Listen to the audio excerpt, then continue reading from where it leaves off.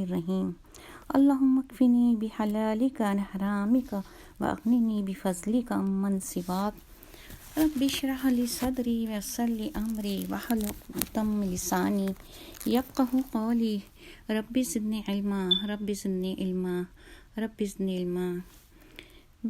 میرے تمام دینی بہن بھائیوں اور خاص طور پہ پاکستانی بہن بھائیوں، السلام علیکم۔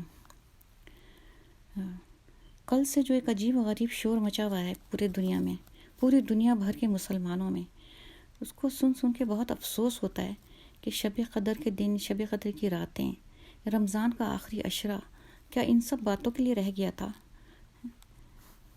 ذرا اس دور کو یاد کریں جب محمد صلی اللہ علیہ وسلم کی ہجرت مدینہ منورہ میں جو اسلامی معاشرت کی جو بنیاد پڑی، اس نے کیا ترقی کی تھی، کیا دور تھا وہ، جب محمد صلی اللہ علیہ وسلم ہجرت کر کے اپنے چند ساتھیوں کے ہمراہ مدینہ تشریف لائے تھے، اور پھر چند برسوں میں اس معاشرے نے ایسی ترقی کی کہ پورے عالم انسانیت کو اپنے سائے میں لے لیا، پوری دنیا میں اسلام کا ڈنکا بج گیا۔ کتنے لوگ تھے، کتنے افراد تھے، کیا ان کے پاس مال قوت تھی، کیا دفاعی طاقت تھی؟ کچھ نہیں۔ قرآنی تعلیمات کی رہنمائی نے، صرف یہ قرآنی تعلیمات تھیں، رسول پاک صلی اللہ علیہ وسلم کا کردار اور شخصیت اور سیرت تھی جس کی رہنمائی نے انسانیت کو اپنی معراج تک پہنچایا، اور ایک مثالی معاشرے کی بنیاد مدینہ میں ڈالی گئی۔ آج سائنس اور ٹیکنالوجی کی ہوشربا ترقی کے باوجود انسانیت ان اعلیٰ اقدار کو ترس رہی ہے جن کا اسلام کے دور میں غلبہ رہا ہے۔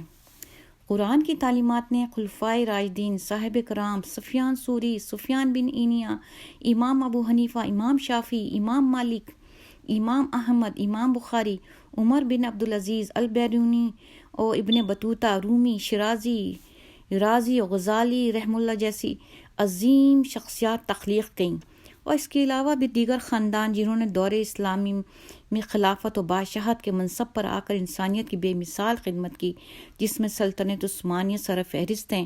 اس کے علاوہ اسپین کی اسلامی مملکت اور پاک و ہند کی مغل حکومت، ان پہ تاریخ کے اوراق گواہ ہیں کہ جو یقیناً تعلیمات قرآن کا معجزہ ہی ہو سکتا ہے۔ اور آج ہماری کیا حالت ہے؟ وہ زمانے میں معزز تھے سلطان ہو کر، اور ہم خوار ہوئے تاریخ قرآن ہو کر۔ اللہ تعالیٰ اپنی کتاب میں فرماتا ہے، اے اہل ایمان، اپنی آوازیں پیغمبر کی آواز سے اونچی نہ کرو، اور جس طرح آپس میں ایک دوسرے سے زور سے بولتے ہو، اس طرح ان کے روبرو زور سے نہ بولا کرو، ایسا نہ ہو کہ تمہارے اعمال ضائع ہو جائیں اور تم کو خبر بھی نہ ہو۔ اور جو لوگ پیغمبر اللہ کے سامنے دبی آواز سے بولتے ہیں، اللہ نے ان کے دل تقوی کے لیے آزما لیے ہیں، ان کی بخشش اور اجر عظیم ہے۔ تو سورہ حجرات کی یہ آیت ہے، اور پوری سورہ حجرات اسی بات پر ہے جس میں اللہ تعالیٰ نے محمد صلی اللہ علیہ وسلم کی تکریم و تعظیم کی ہے، اور بتایا ہے کہ عوام کو، امت کو، کہ کس طرح ان کی عزت کرنی چاہیے، کیسا احترام کرنا چاہیے۔ اور پورا قرآن تو رسول پاک صلی اللہ علیہ وسلم کا اخلاق ہے۔ قرآن کی ایک آیت جو ہے اس پر ہم جائزہ لیں محمد صلی اللہ علیہ وسلم کی شخصیت کا، تو پورا کا پورا قرآن اس پہ ثابت ہو جاتا ہے۔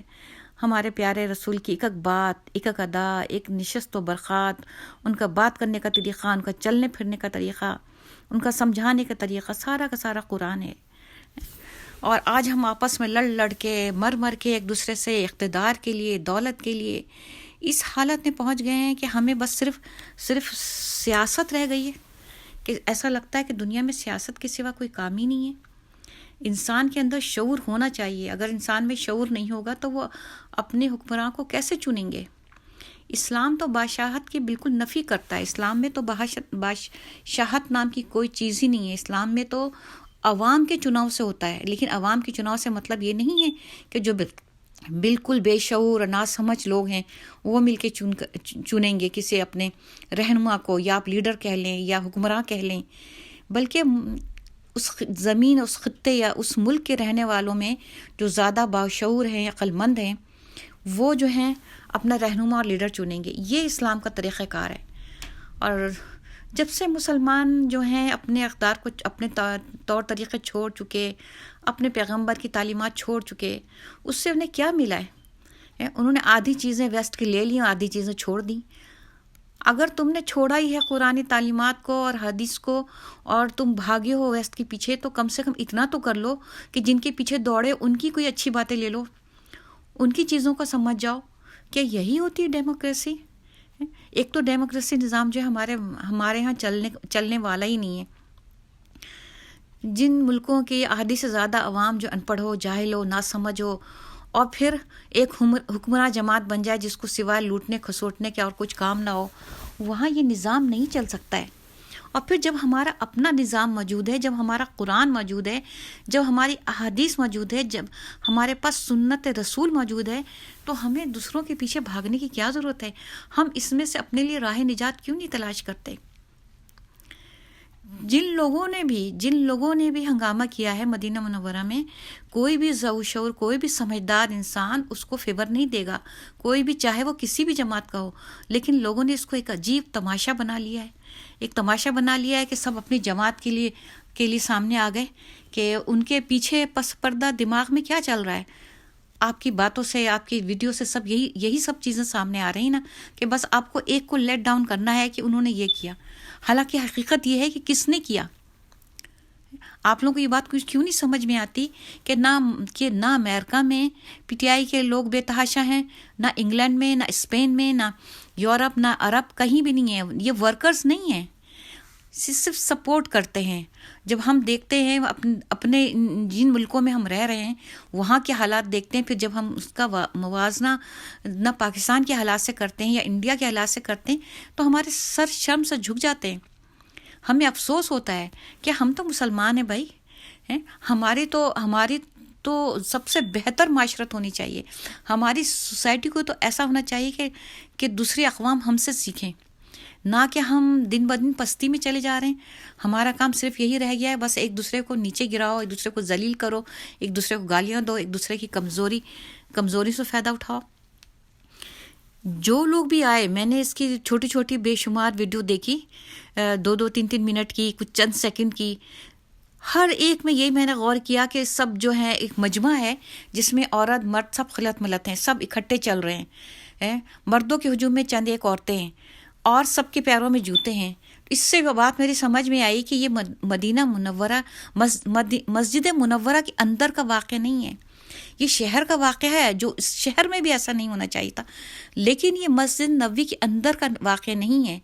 یہ رسول پاک صلی اللہ علیہ وسلم کے روضے کے ارد گرد کی بات نہیں ہے، بلکہ یہ روضے رسول سے کافی فٹ کے فاصلے پہ، جہاں بازار ہیں، جہاں ہوٹل ہیں، جہاں دن رات تماشے ہوتے رہتے ہیں، جہاں زور و شور سے بعض دفعہ قوالی کے نام پر، نعتوں کے نام پہ میوزک بھی چل رہا ہوتا ہے۔ بہت ساری چیزیں ایسی ہوتی ہیں جو بالکل نہیں ہونی چاہیے، لیکن وہ ان کی گورنمنٹ دیکھ رہی ہے، سن رہی ہے، لوگ قہقہ لگا رہے ہیں، کھا رہے ہیں، پی رہے ہیں، سب کچھ ہو رہا ہے وہاں پہ۔ تو اگر لوگ کچھ ہوٹل سے نکلے حکمراں اور باہر لوگ جذباتی ہو رہے تھے، غصہ تھے، وہ پی ٹی آئی کے لیے نہیں تھے جناب، وہ اس لیے تھے کہ ہمارے ملک میں حکمراں چور کیوں ہیں۔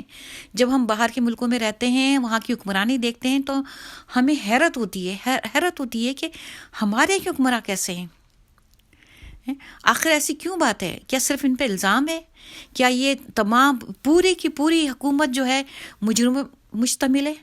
آخر عدالت نے کہا ہے نا، اگر عدالت کہہ دیتی، جبکہ یہ سب وہ عدالتیں ہیں جو کرپٹ عدالتیں کہلاتی ہیں، اس کے باوجود بھی کسی نے یہ نہیں کہا کہ تم بالکل کلین چٹ ان کو دے دیے۔ سب کے اوپر فائن لگے ہوئے ہیں، سب کی فرد جرم عائد ہونی ہے۔ جو ملک کا وزیر اعظم بنا بیٹھا ہے اس کے اوپر فرد جرم عائد ہونی ہے، جو وزیر اعلیٰ بننے کے لیے تڑپ رہا ہے اس کے اوپر فرد جرم عائد ہونی ہے۔ بے شمار وزراء ہیں جن کے مقدمے چل رہے ہیں، ضمانت پہ رہائی کس کو ہوتی ہے؟ کلین لوگوں کو تو نہیں ہوتی نا، جو مجرم ہوتے ہیں انہی کو ہوتی ہے۔ اور عمرہ ہیں اس لیے ہو گئی ہے نا، ان کو حکمراں ہیں اس لیے ہو گئی ہے۔ تو ایک پورے ملک میں ایک فضا بن گئی ہے، سب کو دنیا جان گئی ہے اس بات کو۔ آخر آپ ایسے چیزیں کیوں کرتے ہیں؟ آپ ایسے کام کیوں کرتے ہیں کہ دنیا میں آپ کے برے نام سے شہرت ہو؟ ہمارے تو شر سے جھک جاتے ہیں جب پاکستان کے عوام، پاکستان کی حکومتیں آ کے اقوام متحدہ کے آگے احتجاج کر رہی ہیں، کبھی انگلینڈ میں احتجاج کر رہی ہیں، اسپین میں، فرانس میں احتجاج کر رہی ہیں۔ کیوں بھائی؟ اپنے مسائل اپنے ملک میں رکھو نا، کیوں باہر ملکوں میں لے کے نکلتے ہو؟ کیا یہ پہلی دفعہ ہوا ہے؟ ہر تھوڑے دنوں بعد UN کے سامنے ایک احتجاج ہو رہا ہوتا ہے پاکستانیوں کا، کبھی کسی جماعت کا، کبھی کسی جماعت کا، ہر وقت تو انگلینڈ میں ہوتا رہتا ہے یہ سب نہیں ہونا چاہیے. یہ آزاد قوم کی شان نہیں ہے. آزاد قومیں سر اٹھا کے دنیا میں جیتی ہیں. اپنے ملک میں عزت کے ساتھ رہو، سوکھی روکھی روٹی کھا لو لیکن سر اٹھا کے جیو.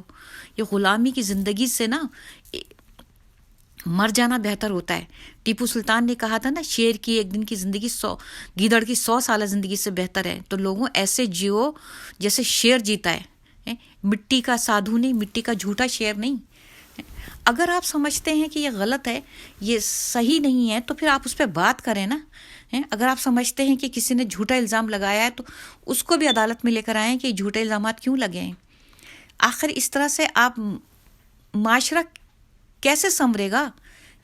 آدھی سے زیادہ قوم تو خود بگڑ جائے گی. پھر یہی وجہ ہے کہ کہا جاتا ہے کہ ہمارے ملکوں میں تو ایک ریڑھی والے سے لے کر ایک بڑا آفیسر بھی جو ہوتا ہے کرپٹ ہوتا ہے، بےمانی کرتا ہے، رشوت لیتا دیتا ہے، بےمانی خیانت کرتا ہے اپنے مال میں. یعنی جس کو جتنی اوقات ہے، کوئی 10 روپے بچانا چاہتا ہے 10 روپے بچاتا ہے، کوئی 10 لاکھ بچانا چاہتا ہے 10 لاکھ بچاتا ہے. یعنی چوری کرتا ہے، بےمانی کرتا ہے. تو آخر یہ فضا کیوں ہوئی ہے؟ عوام خراب تھی تو حکمراں خراب ہوئے، لیکن حکمراں اتنے خراب ہوئے کہ انہوں نے اتنا سکھا دیا لوگوں کو کہ ہر انسان کو اتنی جرأت ہو گئی، ہر آدمی کو. لیکن پھر بھی ایسا نہیں ہے کہ دین کیا نیکی ختم ہو گئی. جب تک دنیا میں نیک لوگ قائم ہیں قیامت نہیں آئے گی. جب تک دین اسلام قائم ہے، جب تک مسجدیں آباد ہیں، مدرسے قائم ہیں، قیامت نہیں آئے گی.